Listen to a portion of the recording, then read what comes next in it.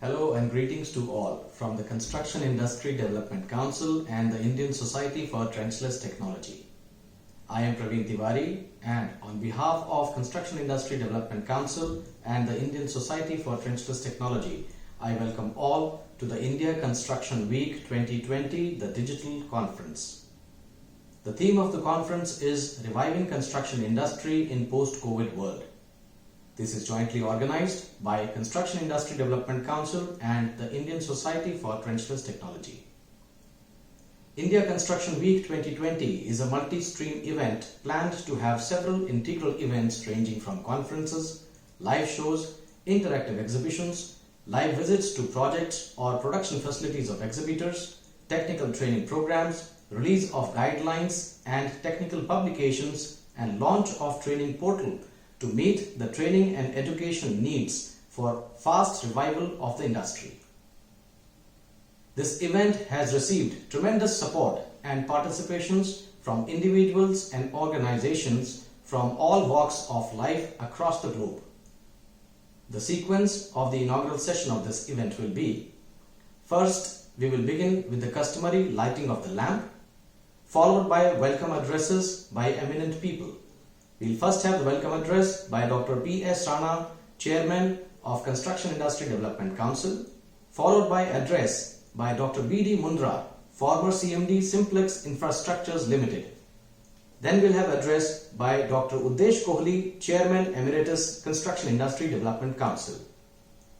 We will then have messages. The first message we have from Honorable Governor of Odisha, Professor Ganeshi Lal. We'll then have message by Honorable Chief Minister of Goa, Dr. Pramod Sawant, followed by message by Honorable Chief Minister of Odisha, Mr. Naveen Patnaik.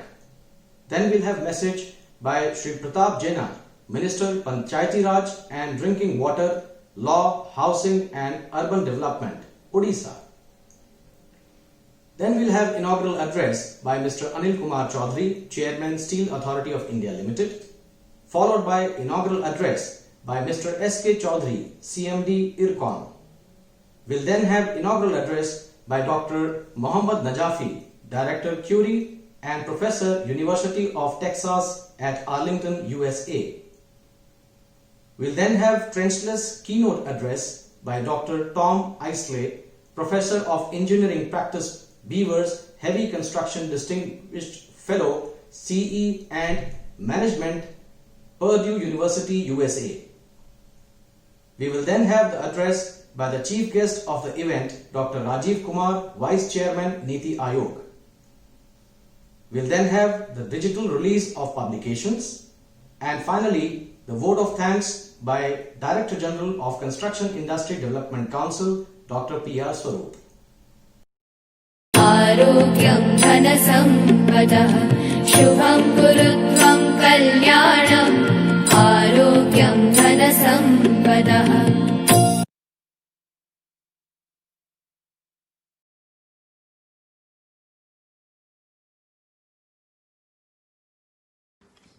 Ladies and gentlemen, I welcome you all for the India Construction Week 2020. The construction industry across the world has borne extreme losses due to the onslaught of COVID pandemic.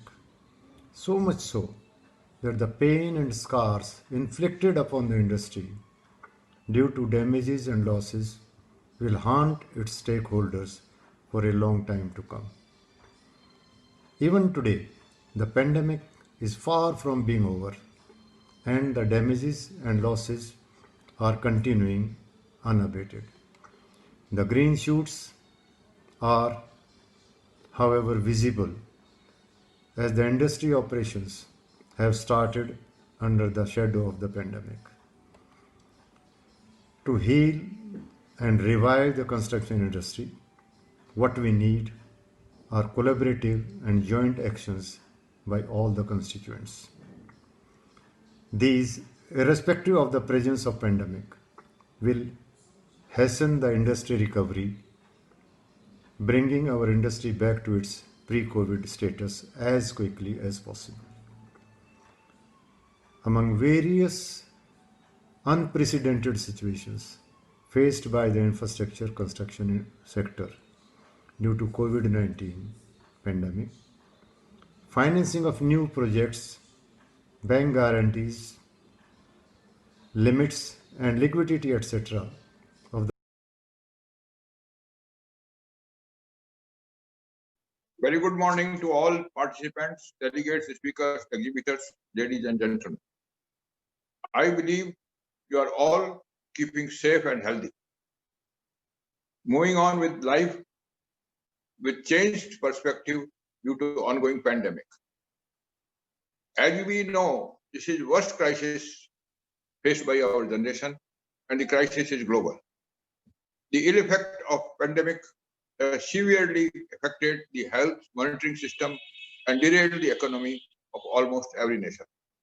Unlike some other key sectors impacted, such as manufacturing and retail, construction sector employs workforce that is deployed in concentrated circles and in and around project sites. With relatively low level of automation, there is high degree of dependency on physical presence of both skilled and unskilled workers. The speed and scale of recovery will be critical to overall economy. India's goal of becoming $5 trillion economy rests on completion of critical infrastructures under National Infrastructure Development Plan. It is critical to revival of the economy as Indian construction sector employs over 49 million people, close to 12% of nation's working population, and real estate construction itself is one of the largest employment generators and has multiplier effect on around 250 allied industries. COVID-19 impact across the economy is sudden and widespread. But this presents an unprecedented opportunity for us to respond and reset some of the baselines in the construction sector in India. People around the globe are brainstorming about how to handle the current ongoing situation and evolve new ways to live and sustain the economic and health of people. In this context, in India, CIDC has been deliberating on issues related to COVID-19 and decided to organize a multifaceted conference and exhibition. The role of construction industry is paramount in Indian economy, and therefore, the broad objective of the conference exhibition has been named as revival of construction industry post-COVID-19. Interesting, during this conference, there are multiple tracks for separate deliberations on importance of subsectors of construction. One amongst these is the skilling initiative in India. In order to call out topics for discussion, a national level steering committee has been constituted, and same is chaired by me along with 18 eminent experts and construction industry and the skilling sectors. Based on deliberations during the steering committee, following issues have been picked up as topics for deliberation during conference, and relevant experts have been identified for each of these topics.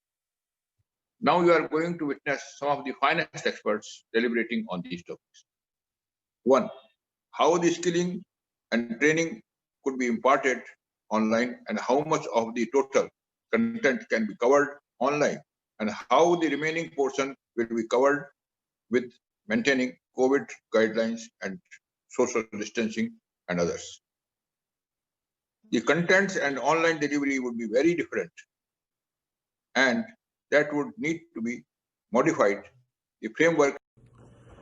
My compliments to the Construction Industry Development Council for organizing this mega event, Construction Week, during its 25th year of existence. CIDC was established in March 1996 jointly by the erstwhile Planning Commission, now succeeded by NITI Aayog, and the construction industry, and it will be celebrating the Silver Jubilee in March 2021. I'm grateful to Dr. Rajiv Kumar, Vice Chairman Niti Aayog, for his video message on this occasion. I also thank other dignitaries for their encouraging messages. As all are aware, in the last few years, the health of construction sector has been quite poor, and it has further deteriorated manifold due to onslaught of COVID pandemic. Construction industry further impacts around 250 associated industries. The losses are expected to be much more than it appears as of now. Economic growth in the country can be accelerated mainly by the healthy revival of the construction infrastructure sectors. Therefore, under the changed circumstances, both government and corporate sector need to review and set specific targets for the revival process. These issues and other topical issues shall be taken up during the course of the India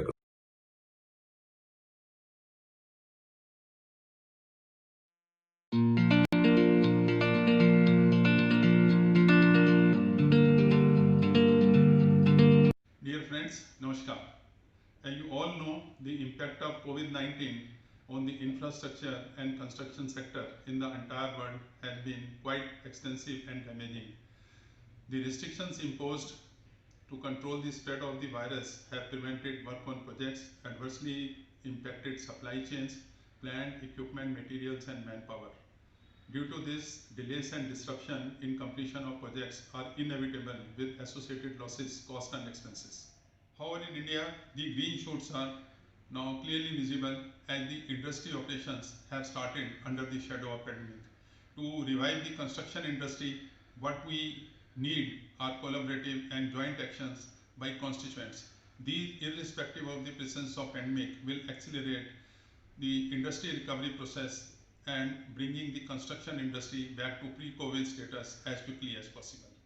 It is pleasure indeed to learn that Construction Industry Development Council, jointly with the Indian Society for Trenchless Technology, is organizing India Construction Week 2020 on online international conference and exhibition from 1st to 5th December 2020 on the theme Reviving Construction Industry in Post-COVID World. During this 5-day long event, several parallel events like conferences, live shows, exhibitions, technical training programs, etc. shall be conducted, where important issues relating to construction shall be discussed, and create or rejuvenate networks of all stakeholders to meet the challenges in the post-COVID world. Construction is one of the most important steel-using industries, accounting for more than 50% of the world steel demand and 67% of Indian steel consumption. Steel-intensive construction offers several inherent advantages over conventional construction methods like lower life cycle cost, reduced construction time, enhanced environmental sustainability, and reduced air pollution, more durable and safer buildings, roads and bridges, higher aesthetic appeal, design flexibility, higher carpet area without a significant rise in upfront cost, etc. These benefits shall prove to be a game changer in the growth of Indian construction industry towards building a modern India in the post-COVID era. There is an immense opportunity for construction industry due to rising demand of infrastructure in both urban and rural India, and Indian steel industry is fully geared up to meet all such demands through indigenous capacities. Indian steel industry has always supported sustainable development through use of advanced technologies and has been promoting widespread research in these areas. Widespread use of high-end steels in construction is likely to provide better and safe structures as research has shown. I wish the India Construction Week 2020 all the very best, and I look forward to the recommendations that will emerge from the deliberations in various planned events. Thank you and wish you a very, very happy and prosperous Deepavali. Jai Hind.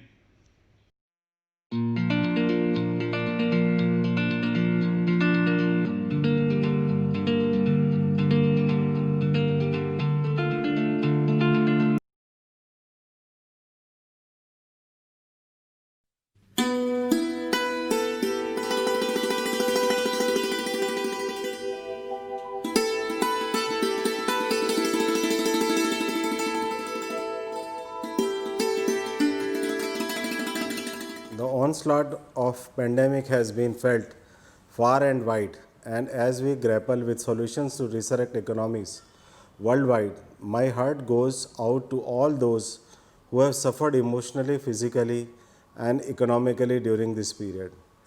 As they say, time heals everything, and we have to move on. 9 months hence, it was a dismal picture that had emerged with little hope and lot of despair.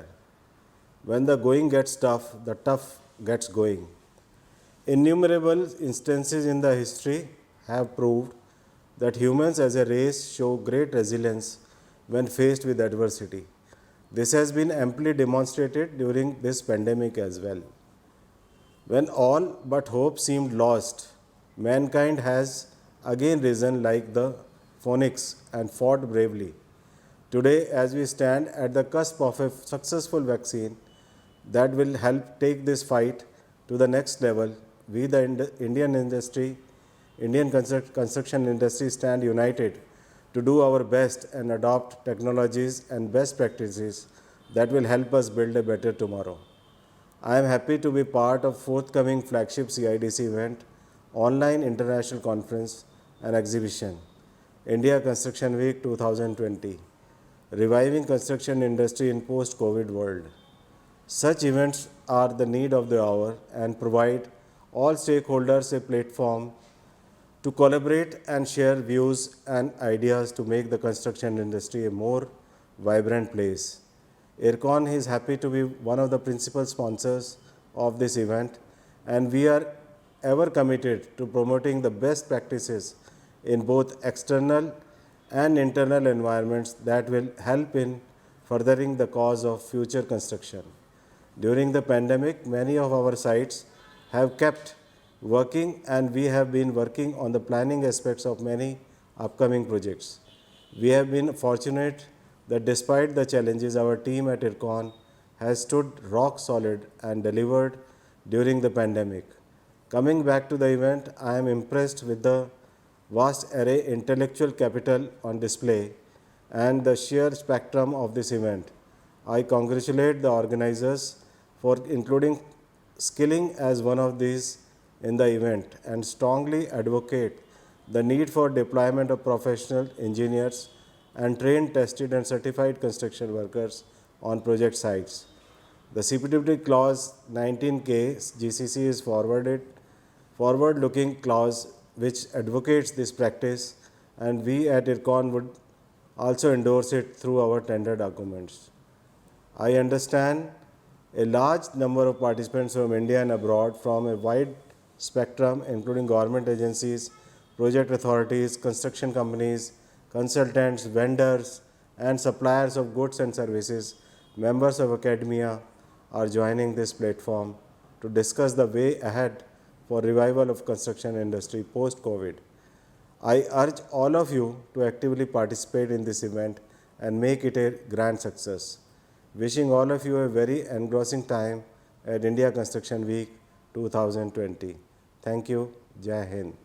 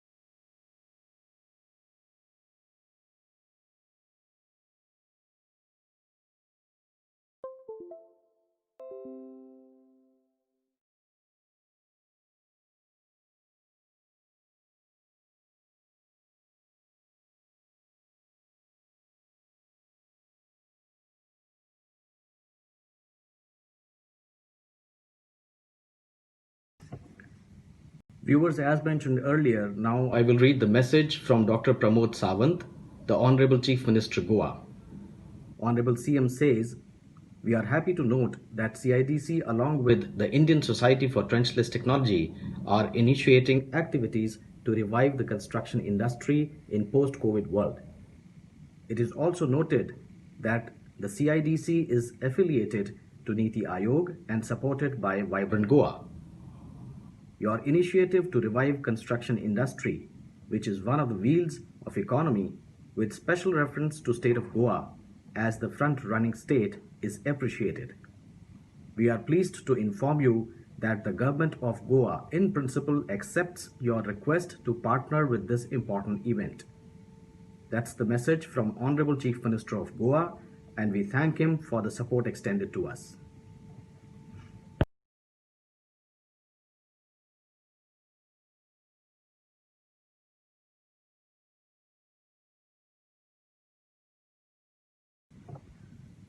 We also have a message from Professor Ganeshi Lal, Governor of Odisha, and I will recite his message to you all. Honorable Governor says, I am glad to know that Construction Industry Development Council, jointly with Indian Society for Trenchless Technology and supported by associate organizations, is organizing the India Construction Week 2020, an online international conference and exhibition from 1st to 5th of December 2020.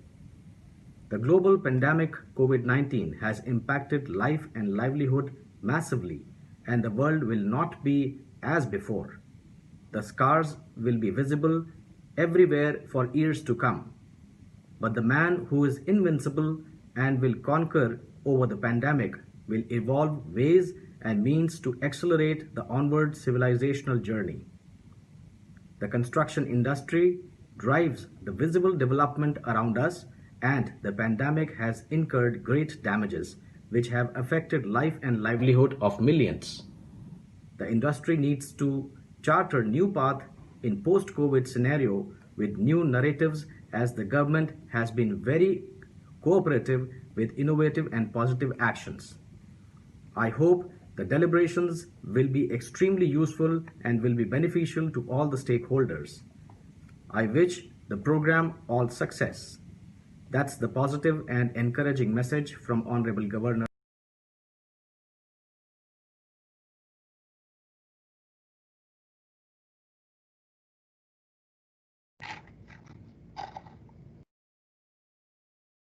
Hello and welcome to all of you distinguished guests of Nordic Show India 2020.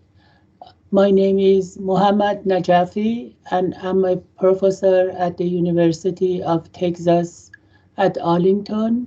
We are located near Dallas-Fort Worth Airport. And also I am director of the Center for Underground Infrastructure Research and Education, abbreviated as CURI, at UT Arlington. I would like to thank Dr. Niranjan Sarup for his invitation to present this welcome presentation today. And I'm honored and humbled by this invitation to welcome you to this Nordic India show. I was there in 2018, and unfortunately, due to pandemic, I was not able to join you in person this year. So I would like to take a few minutes to discuss and inform you about some of our activities.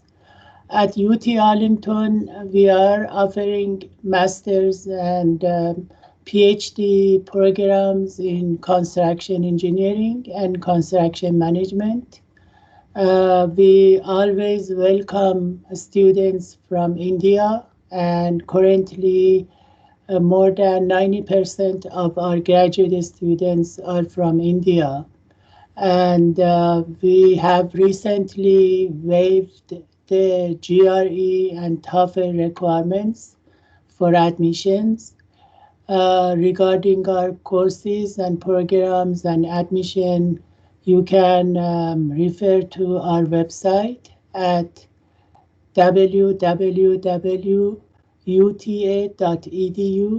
and search for graduate admissions. If you have any specific questions regarding our graduate programs or even undergraduate programs, you can always contact me at Cuire, Cuire, at uta.edu, and always you can talk or email Dr. Sarup, and we actually have Memorandum of Understanding, MOU, with Indian Society for Trenchless Technology and also the Construction Industry Development Council, CIDC, that we collaborate in different educational and research programs. Regarding the research programs, we have collaborated with IND STT in several projects. One of the projects that we worked on was NIPCO, and they had the penstock issues that we look at different technologies to fix the problems with the leakage of the penstock. And actually, we provided the bid documents for them to advertise, to execute the projects with the contractors. We are connected to almost every and all of the service providers in trenchless technology, that we are connected and can provide service in India as contractors, and we actually have worked in several other countries such as Brazil, Saudi Arabia, Colombia, and some of the European countries. So we joint venture together with Indian Society for Trenchless Technology to come up with solutions for pipeline issues and rehabilitation of old pipelines and deteriorated pipelines. Talking about trenchless technologies, we actually teach trenchless technology as a course at UT Arlington. So students are able to take 1 or 2 classes in trenchless technology, and we talk about different methods such as CIPP, slip lining, pipe bursting, and closed fit lining, modified slip lining, and deform and reform pipes. So the students become familiar with these technologies, and they can find jobs in US because there is a big demand regarding the trenchless technology and renewal of old pipelines and installation of new ones. And as well as going back to India, there are good applications in India and other countries. At Curie, we also develop workshops. We offer workshops every year in different methods of trenchless technology, such as pipeline renewal and microtunneling and pipe jacking, auger boring, pipe bursting, and CIPP, horizontal directional drilling, and even geotechnical aspects of the trenchless technology. And most of our students attend these workshops free of charge, and they get latest development and knowledge about these technologies from people who work in practice. So I would like to summarize our activities in educational aspects. We offer courses and offer workshops. We have a program in trenchless technology. And as far as the research, we collaborate with Indian Society for Trenchless Technology, to work in different projects, do engineering analysis, and providing specifications for the contractors to work on these projects, such as what we did for NIPCO. With that, I would like to wish all of you a successful conference. There are a lot of excellent presentations by distinguished speakers, and also there are exhibitors. So it's a good learning process for everyone. And I would like for all of you to enjoy the conference and virtually visit the presentations and the exhibitors. And again, feel free to contact me or Dr. Sarop for any questions regarding our collaborations and educational research and outreach programs that we provide together. And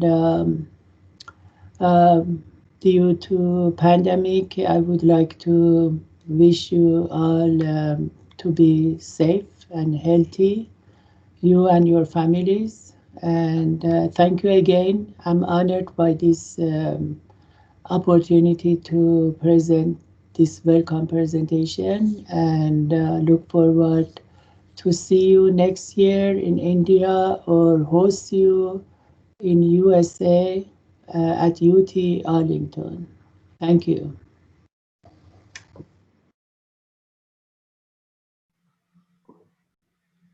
Greetings. I appreciate this opportunity to bring you greetings from Purdue University in Indiana, USA. It's great to be part of the No Dig India show this year. And my name is Tom Isley. I'm a professor of engineering practice here at Purdue.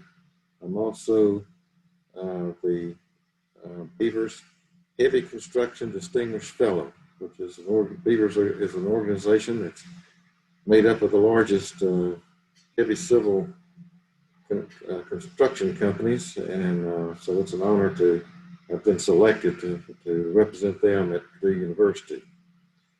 I also represent the board of directors of the Barrett Asset Management Institute, and also a pleasure to be part of the Xi'an Jiutong University in Xi'an, China. I will be talking to you today about the major milestones or developments in the trenchless industry. In other words, the major events over time that have really got us to where we are. When we look at the trenchless industry today, it's an industry with a lot of depth and a lot of breadth, because when we look at methods to install new systems, construction methods, or to renew the existing systems, there's just a large family of technologies that allow us to do that. And we are able to do it safely and also cost effectively. A lot of that has to do because of the ingeniousness of the individuals that make up our industry. And so I will mention several of them through my presentation. I'm not going to be able to talk about all these methods here, but I would like to say that in each one of these categories, we just see a continuous effort of innovation, development, expanding the envelope of the things that we can do with these different technical solutions. So it's been an honor to have been a part of this industry for the past 35 years or so. It was an honor for me to be part of 5 individuals that had the vision to establish the North American Society of Trenchless Technology in 1991, and to be a part of getting it kicked off and established in North America. So the technologies that I will be talking about that I refer to as breakthrough technologies that really allowed us to move to the next dimension of trenchless technology are these here: directional drilling, and then the mid-sized directional drilling, and location equipment, pipe bursting, and it's not just the technical solutions, but it also involves the ability to get the word out, get the message out, to increase the awareness, and that involves the media organizations that make up our industry, and then then organizations that have come together and expanded and covered treacherous technology. And we'll see about the in situ form technology, the CIPP, how they brought the technology into existence. And also I want to mention and reference the subsurface utility engineering and pipeline condition assessment and micro tunneling. So those are the major categories that I want to mention.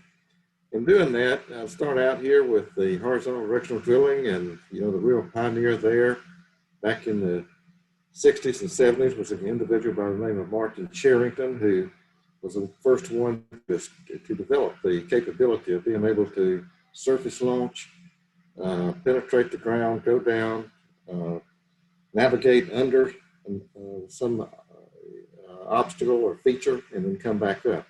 In this case, it happened to be a river in California. And so Martin was a road boring contractor, and he used slurry drilling to do that. At that time, we didn't have the ability to track and steer the steering head, but he was able to make that happen. And then what that did was give birth to a whole new industry. He's from California, but after he did that first launch, then the oil and gas industry heard about it, invited him to come to Louisiana and help develop that capability. And it's amazing to see how that's developed to the point where we've got drives now that exceed 2.5 miles. And so that's certainly a major breakthrough. And we've got to hand it to the innovator that really launched that technology back in the late 1971. But then we had a similar type technology, mini horizontal directional drilling, that evolved from a totally different birthplace, and that had to do with research work. It came out of the EPRI, Electrical Power Research Institute, and they teamed with some industry people and was able to develop a smaller size, what often referred to as MIDI and sometimes mini horizontal directional drilling.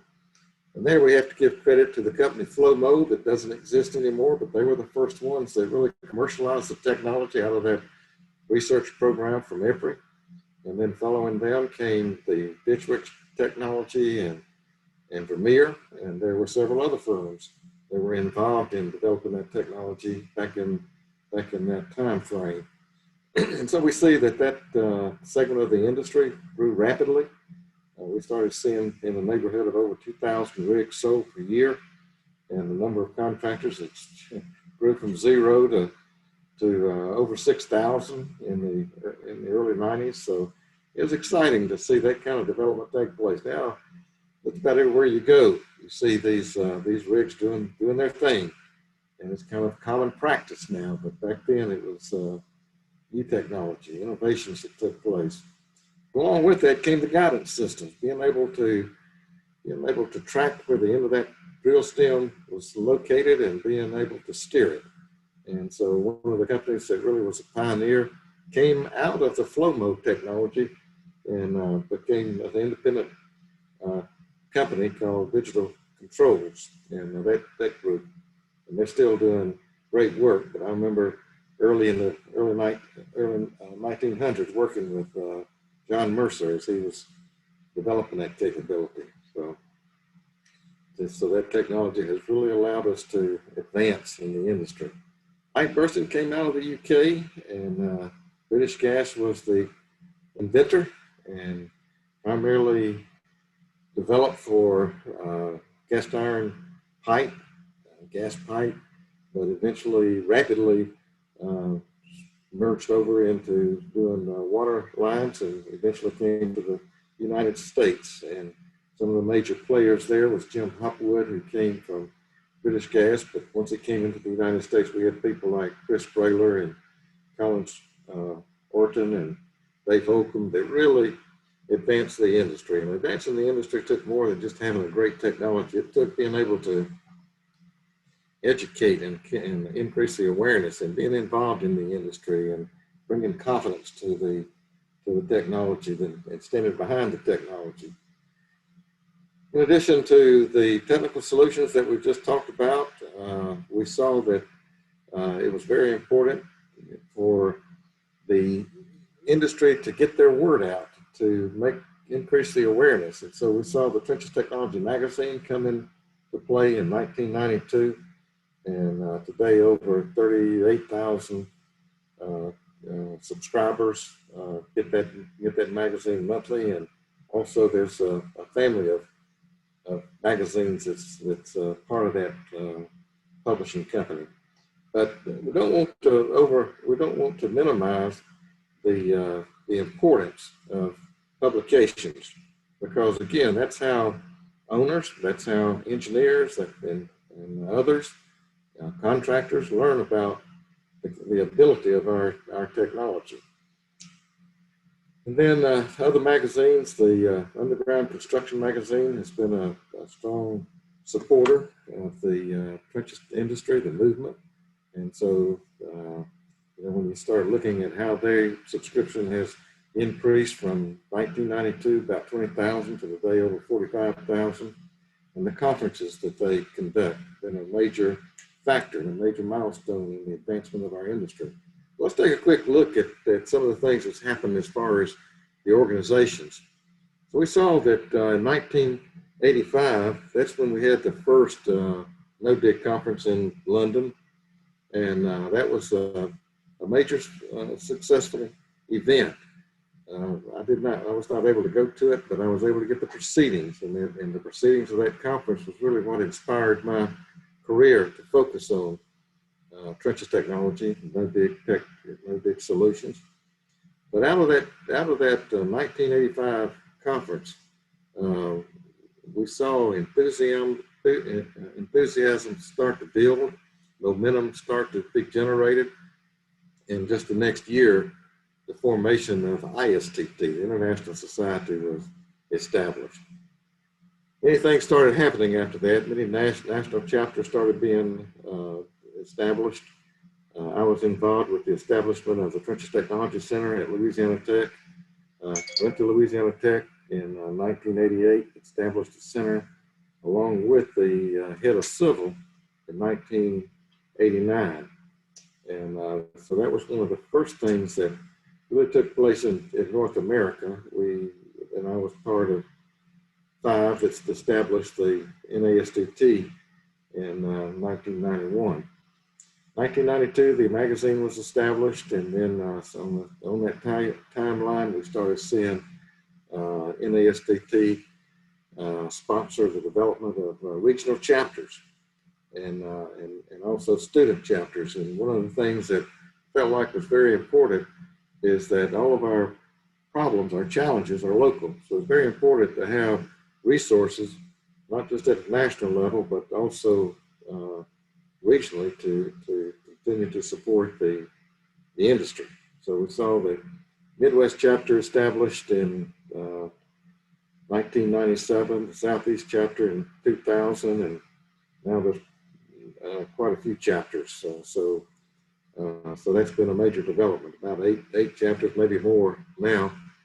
Also, we saw other research centers being established. One at the University of Texas in Arlington was originally started at Michigan State, relocated to UTA in 2006. So now, so that was a major milestone in the industry. And also around that time, probably a little bit earlier, we saw that the research center in Waterloo, University of Waterloo, be established, called CATT, C-A-T-T, Center for Advancement of Trenches Technology, another research center. And the Mid-Atlantic chapter was established in 2004, and then in 2003, was involved with the establishment of the Baird Asset Management Institute. And some people say, well, what does that really have to do with French's technology? Well, it has a lot to do, because what we've got to be concerned about is making sure that the utilities are being managed properly from the standpoint of making sure that our assets are being the life of the assets being extended. So that gets into French's solutions, the rehabilitation and so forth, condition assessment, being able to locate the asset. So all of that ties together. I've often said you can have the best pipeline condition assessment technology in the world and the best technical solutions in the world, but if you don't have that tied into some type of comprehensive asset management program, then you still may not be making the best decision for what needs to be done for that particular problem. So Security in place is certainly not new. It's one of the real exciting things that took place in our industry, because it was just a major breakthrough in technology. And I always want to give Eric Wood credit for the vision that he had and the ingeniousness that he had in order to create this solution.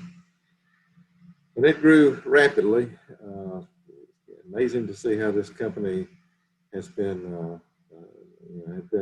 started and also managed and has grown worldwide. So it came into the United States in the late 70s, went public around the 1980. They had a lot of major utilities that worked with them, WSSC, St. Louis, and I had major visionary people like Jerry Kalishman that really saw the potential for how to grow the companies and so forth. And now Aegeon is the parent company. They own a number of companies, and they're probably in the neighborhood of about a $1.3 billion operation now. And but what have we seen recently? We've seen that technology emerge from just using heat and steam, hot water and steam in order to do the curing, to now we see major advancements taking place in the light curing.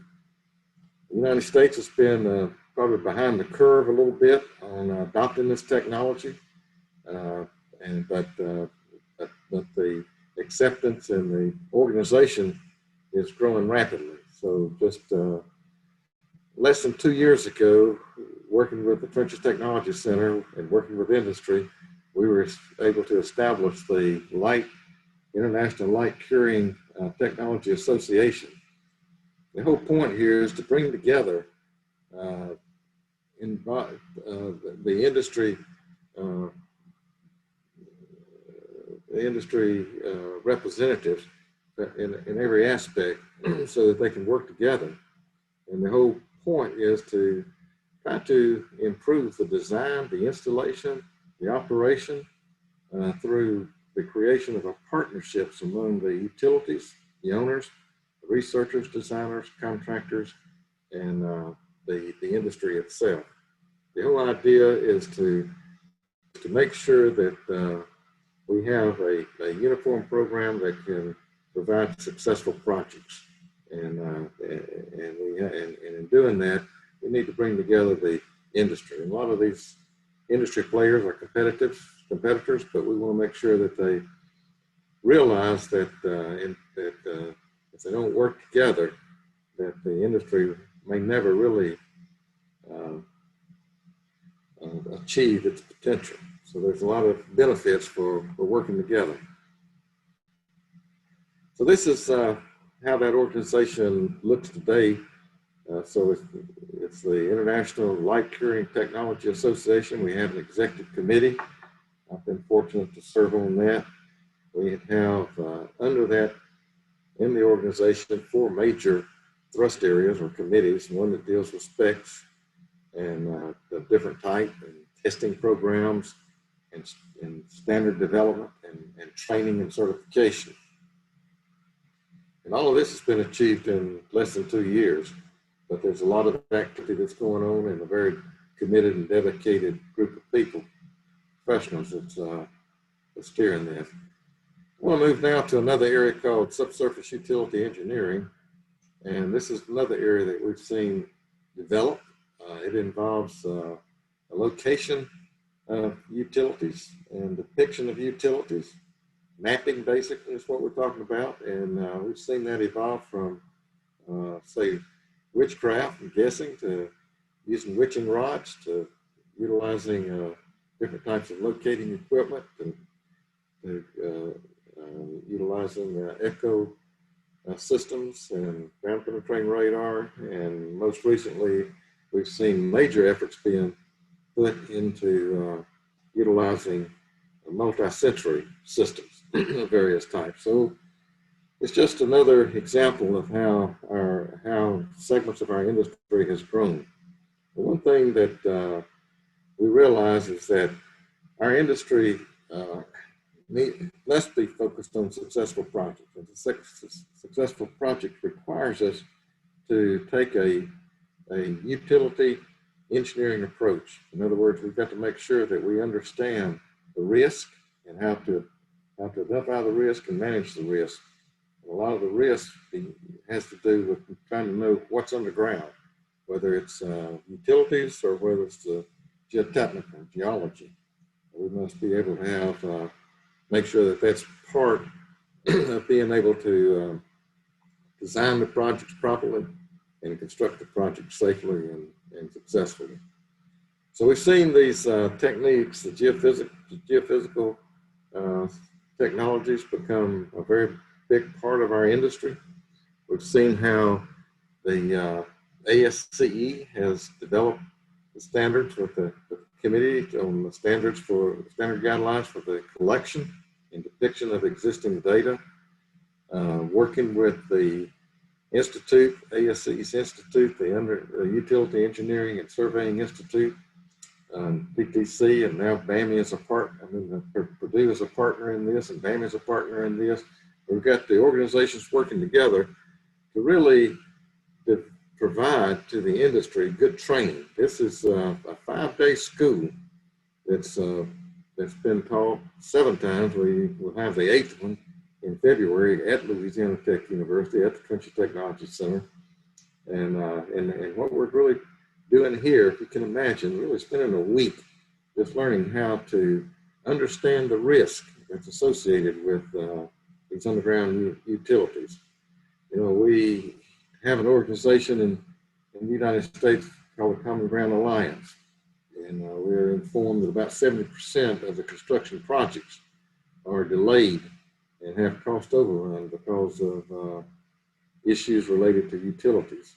We also know that we have over 500,000 incidents that happens with hits, and some of them are major events, but there's over 500,000 hits per year on the utilities. So this is a big deal, and it takes all of us working together. So in this particular area, we work with Hong Kong Polytechnic University. They have a strong program in utilizing geophysics to locate underground utilities. So it's a global issue and challenge. So this standard is ASCE 3802, and if you are not familiar with it, I'd like for you to take time to learn about it.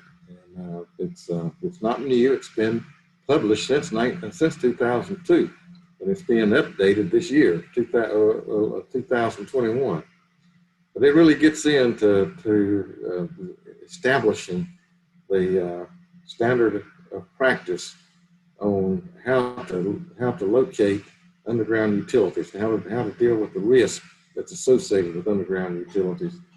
And so, again, real leaders in this industry are the University of Birmingham in the UK, and also Hong Kong Polytechnic University. So these are major developments in our industry. This is few pictures of some work that that's taking place in Hong Kong. It's developing certification programs for location of underground utilities. This is actually in a lab at the Hong Kong Polytechnic University. And these are some of the external evaluators as part of that program. A couple from the UK and myself and some of the developers in Hong Kong. So this is a great program. Another part of our industry that's important in trying to make sure we have successful projects, of course, is the rapidly expanding area of pipeline condition assessment. And one of the real leaders in this area was an individual by the name of Norm Cerna.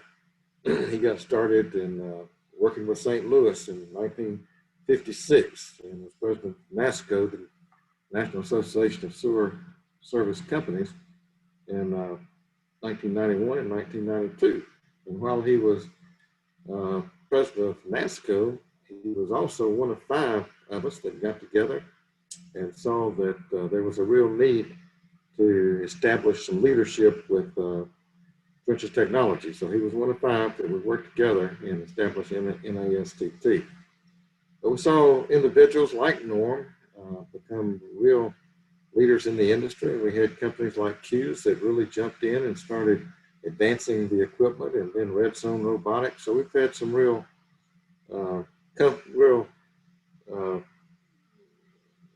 I think, innovative, creative companies that have jumped in and really helped advance our industry. And one of the technologies that I had a chance to work with, this is an area that I realized back in the mid-90s that there was a real need to look at some different ways of collecting data and mapping. So I was involved in working with a couple of Japanese companies in developing what became the sewer scanner and evaluation technology, which really was the first technology to take the pipe and scan the inside of it and lay it out flat. We also had built into the system a gyroscope and inclinometer for position determination. And the 13 cities you see mentioned over here were all part of beginning in about 1997, 8, and 1999, were all part of a 13-city North American group that came together to evaluate this technology. We did 10,000 feet in each one of these towns, and then they came together to help us to know how to advance the technology to the next phase to become a commercial system. And so that was all done under ASCE. At that time, they had a Civil Engineering Research Foundation, and so this program was done through that. Also, we see that technology continue to advance. This is a technology out of China that utilizes a 3D imaging technology. So what you see here is the results of a high definition CCTV system that's gone through the pipe, collected the data, and now we can come back through and use the 3D imaging to stop and measure and pan and tilt.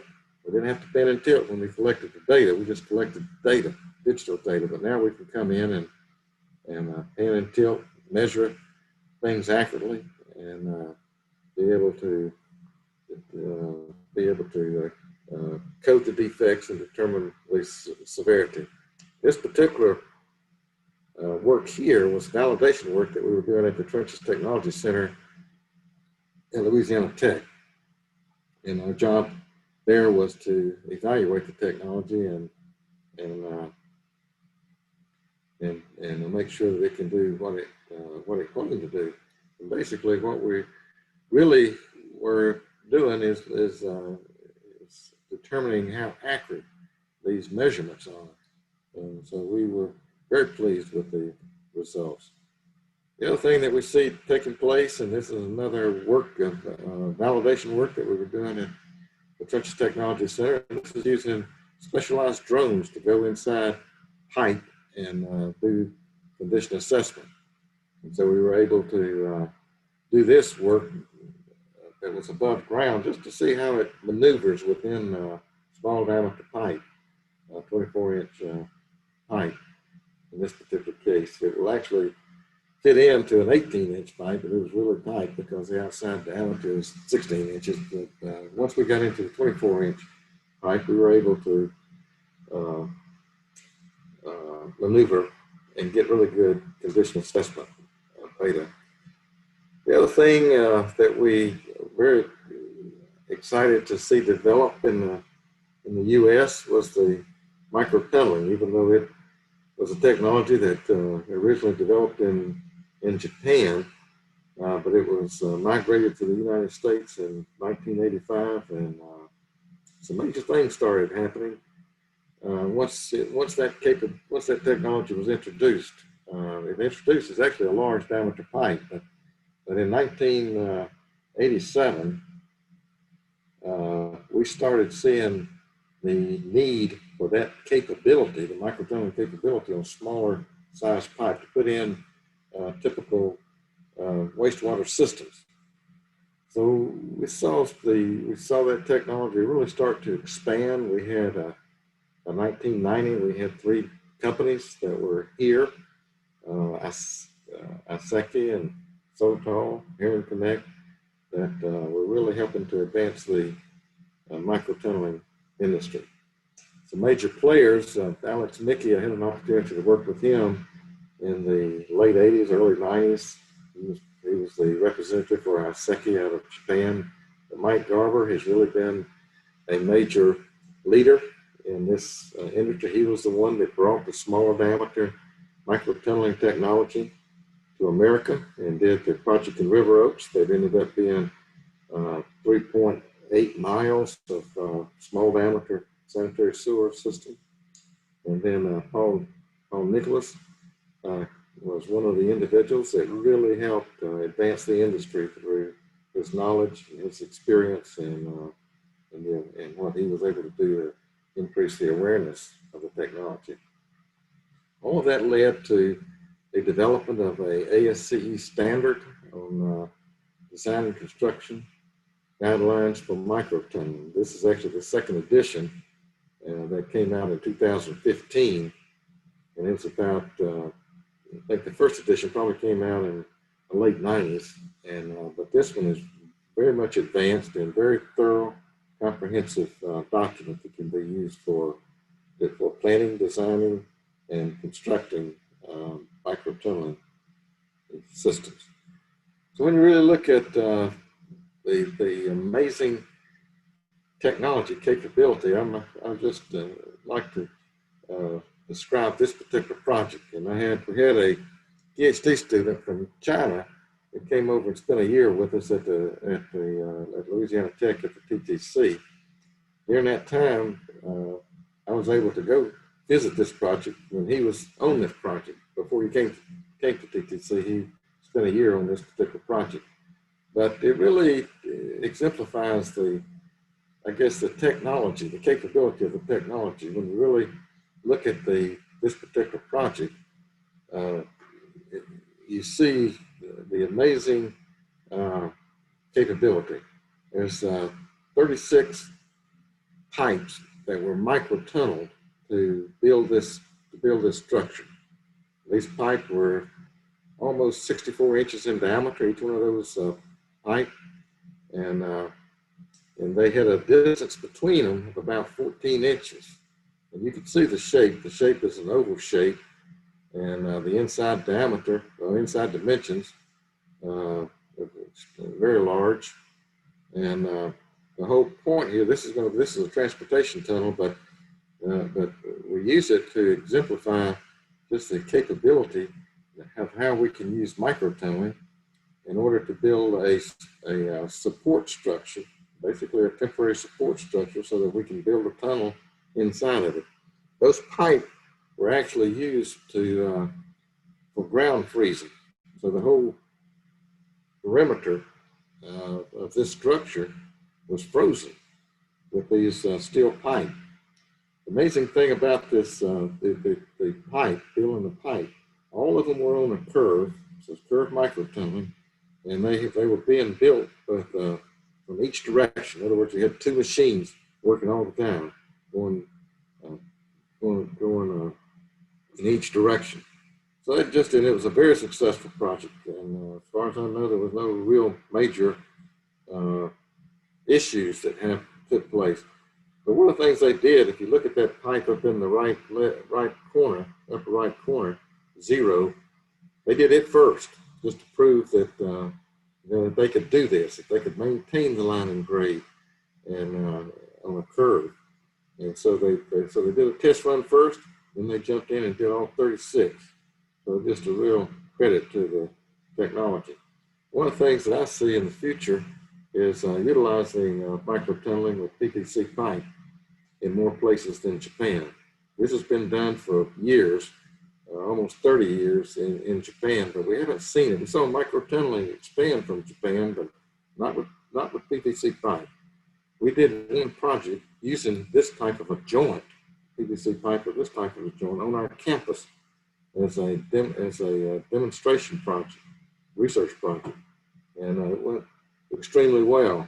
And but we haven't seen it being used commercially. And we did 200 feet in 4 different types of soil in a test pit, a test section on our campus. But now I'm hearing more and more about the interest of using PVC pipe, particularly for the smaller diameters in some of the municipalities. So I appreciate this opportunity to have been with you to talk about some of the milestones. Sometimes we just need to stop and look back and just see some of the amazing things that have made up our industry and that have got us to where we are today.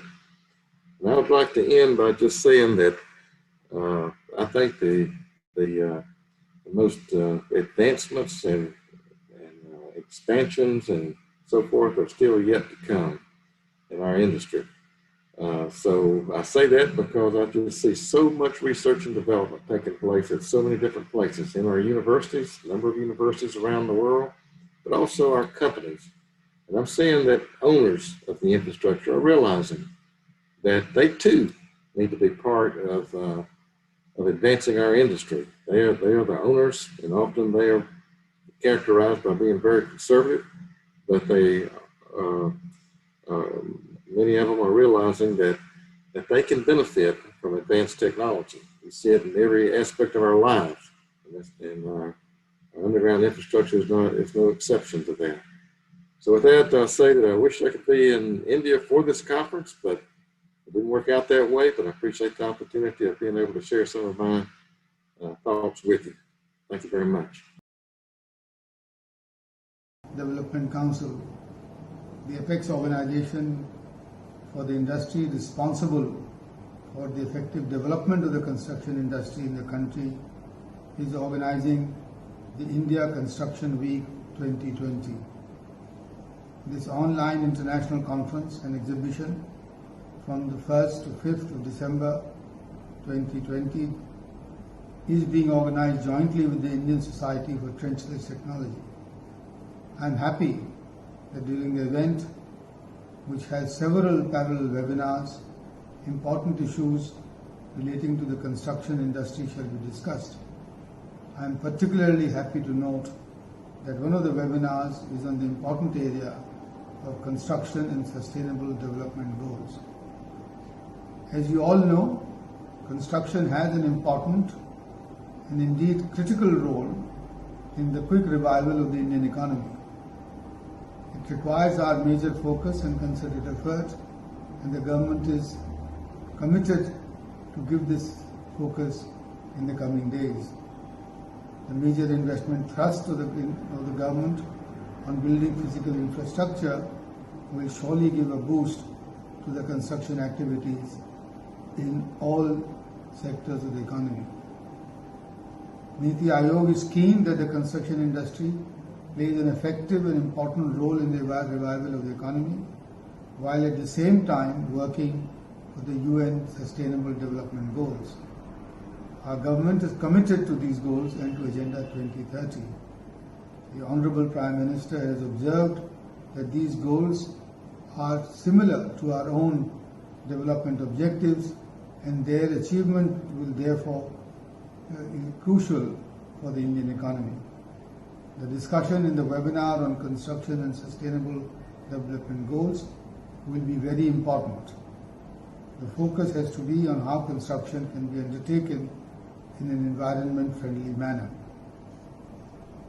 I look forward to receiving the recommendations that may emerge from your deliberations in this webinar.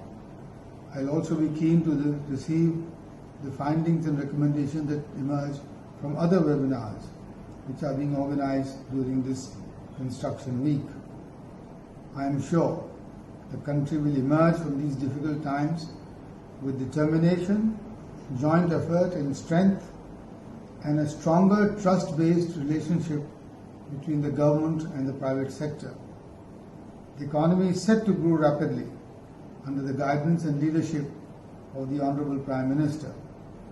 It is therefore time to aim for faster pace of development even when passing through a difficult period in an unprecedented crisis as at present.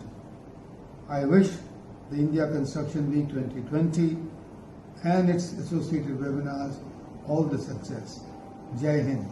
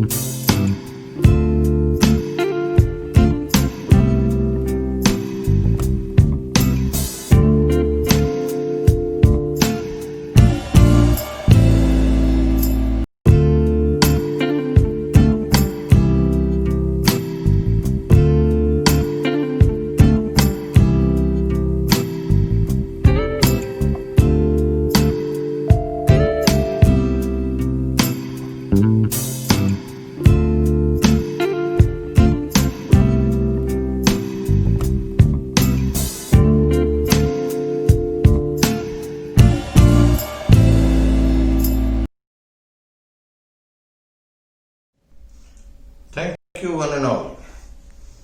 Today we are going to be formally closing the functioning of ICW 2020. All good things come to some end, but believe you me, this is not going to be ending here. We have assembled here for the valediction of this particular event, and I think this is the time to express our gratitude and our thanks to everyone. Thank you so much, wise speakers. You brought in your wisdom, and you did not only come from my country, you came from all over the world. We are so gratified.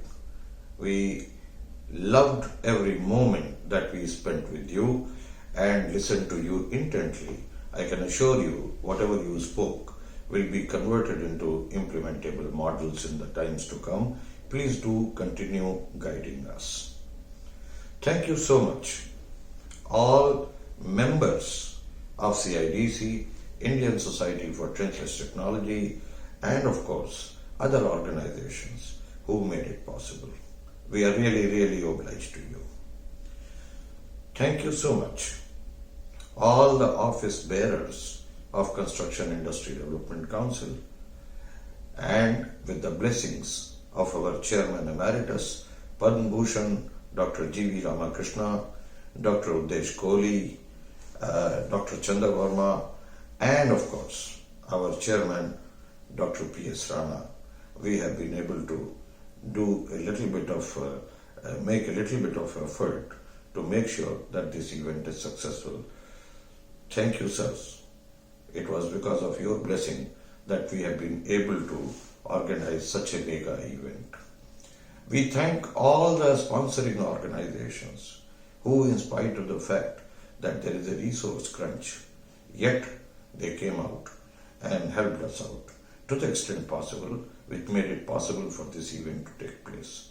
I am very sure we shall ever be grateful to you, and a friend in need is a friend indeed. Thank you so much. Thank you the state governments who backed up this particular event and spread the message around. Thank you my friends from media. I am really obliged. You conveyed the message far and wide. And of course, took it to all corners of the world for that matter. We are really obliged to you. At the end of the day, let me thank all my staff members within CIDC and Indian Society for Trench Technology who made the whole thing possible, and in spite of the very indifferent situations that we were living in, they worked almost day and night, not caring about the kind of physical and mental strain they and their families were bearing. They still continued backing this whole thing up. Thank you so much. I am so obliged and I am honored being head of your family. Thank you so much. Thanks anyone and everyone, the students who have participated in here, all the faculty members, all the colleges or the institutions who encourage their students to come and participate in this event. I can tell you for sure that you are the one who is going to be getting the largest dividend out of it. What we have discussed and deliberated and recorded in last 5 days is an ocean of wisdom. My request to all of you is continue visiting to the portal, keep on learning new things, listen to what exactly the wise people speak. And with that, I thank anyone and everyone who has been instrumental in organizing this important event. I am sure this is going to be remembered as a landmark event, and we are going to have several versions of this in the times to come. Thank you so much. God bless us all. Thank you.